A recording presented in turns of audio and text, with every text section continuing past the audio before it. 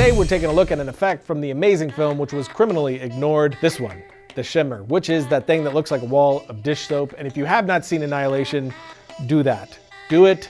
I'm pretty sure it's out of theaters by now, but the second it comes on streaming, do it. Unfortunately, it did bomb in theaters, mostly because everyone complains about there being nothing original, but then doesn't go out to support the original films when they do happen, but that's a topic for another day. For today, we're covering family members and goo.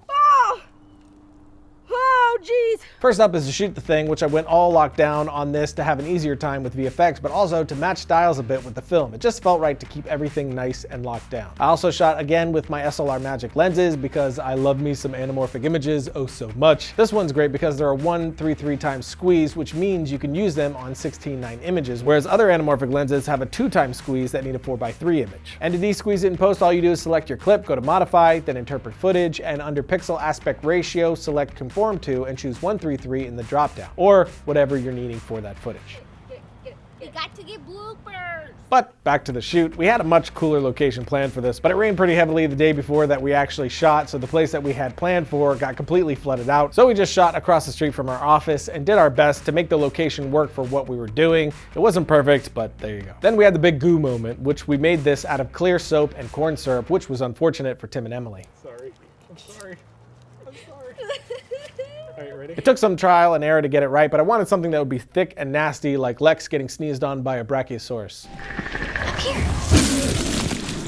I wake up and go get the money. I wake up and go get the money.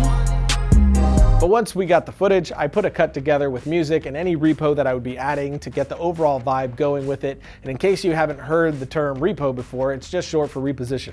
So whenever you scale and reframe your shots in post, that's a repo. Don't be a schmojo, be in the know, Joe. For this, I had it zooming in pretty much every single shot until we brick wall for the punchline. So I put all that together and then sent the 2 versions to my VFX artist. The first version had music and a grade and all the movement. The second was just the video with no repo or grade. That way, he could get the overall tone of the thing to work off of with the raw footage. In the beginning, I originally even had a stock element to bring us into the scene, which worked a lot better, and I've done this a lot, like when we did it for Sentinel. I used this nice and wide shot to set the stage for what was coming. With this one, we didn't have a drone shot that we could get since we were around offices, so I just jumped over to Adobe Stock by going into the library inside of Premiere, hunting something down that worked to help the whole world feel bigger, and unfortunately, it didn't end up staying in the cut since this shot of Emily here gives the whole gag away and shows the office setting. But if I did have the time, I just would have reshot her side right here and had a much nicer overall piece. So it's something to keep in mind. Are you guys trying to get bloopers? Emily, stop saying that. Trying to get bloopers.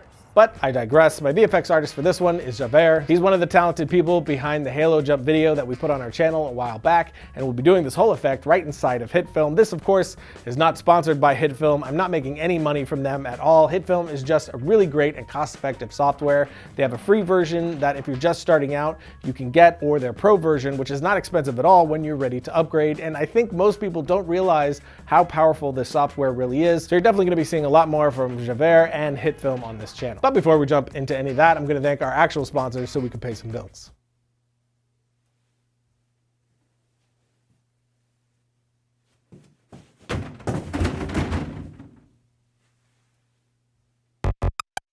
Domain.com has all your website needs, including .com and .net domain names and intuitive website builders, so you can take the first steps in creating an identity online. Domain.com is affordable, reliable, and has the tools you need to build a website so you can start sharing your ideas with the world on a professional website. And no domain extension is going to help you tell your story like a .com or .net domain name. And if you want to brand yourself online, Domain.com has over 300 domain name extensions to fit your needs from .club to .space. And as always, they're giving you 15% off their already affordable prices when you get domain names, web hosting, and email. Just use the coupon code FILMRIGHT at Domain.com's checkout. And when you think domain names, think Domain.com.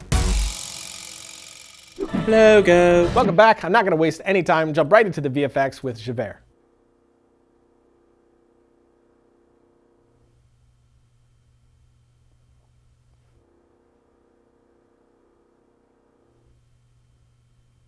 Okay, I'll get it started then. I guess the first thing to mention is that the effect is possible in both HitFilm Pro and HitFilm Express, which is their free software. So even if Thanks, Ryan. The first thing that I'd like to mention is that this effect is possible in both HitFilm Pro and Express. So even if you don't have the cash, you can still make this happen.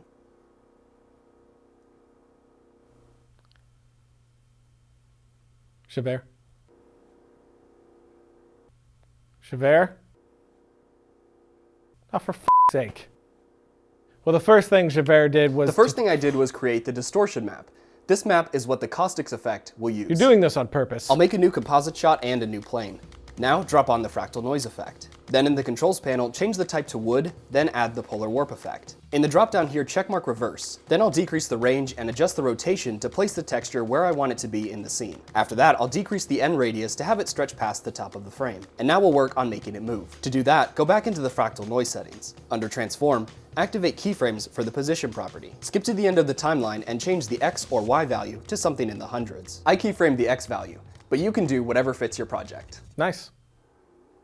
What? I just said nice. It looks good.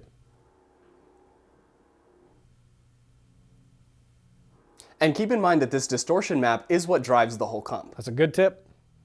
It's a good tip. Please stop. Will do. But now in the main composite shot, bring the fractal comp from the media panel into the timeline. Then create a new grade and add a blur effect. This is to diffuse the background before we add everything else. After that, I'll drop on the caustics effect. Then, down in the height map category, set the layer to the fractal noise composite from earlier. This will distort the image based on the black and white values of the texture comp. Now I'll set the environment map to use the background footage so that it takes on the color of it. At this point, if you need to, a radial blur effect can soften the edges and keep the middle sharp.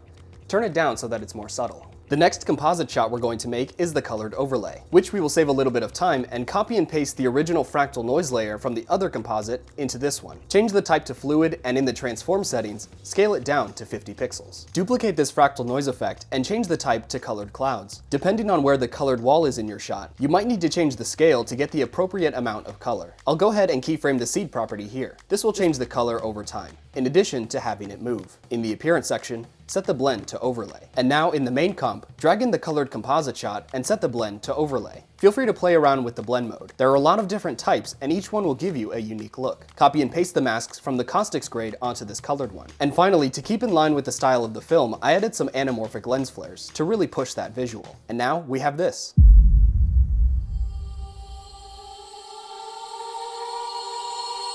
Logo.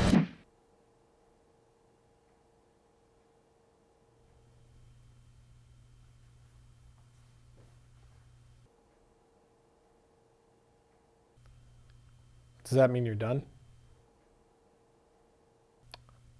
I'll take that as a yes. So if you check the notes... And back to you in the studio, Ryan. Not the news. Okay, so that's it for today. Definitely check out our notes below. Our friends over at HitFilm have put together a more detailed look at making this effect, so be sure to check out their channel. And I'll see you next week when I take an ice cube bath while covered in bruising. I wake up and go get the money. I wake up and go get the money. I wake up and go get the money.